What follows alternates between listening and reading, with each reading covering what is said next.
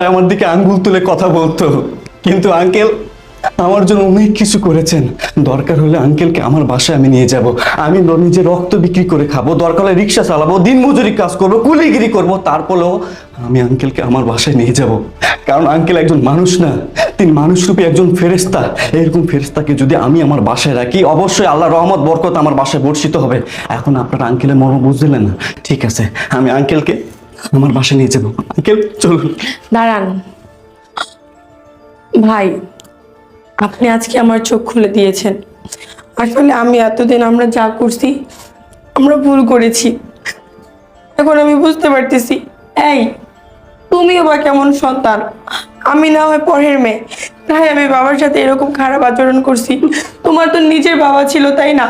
তুমি তো আমাকে একটা বারের জন্য বলতে পারতে যে সোনালি তুমি আমার বাবার সাথে এরকম করো না। তুমি আর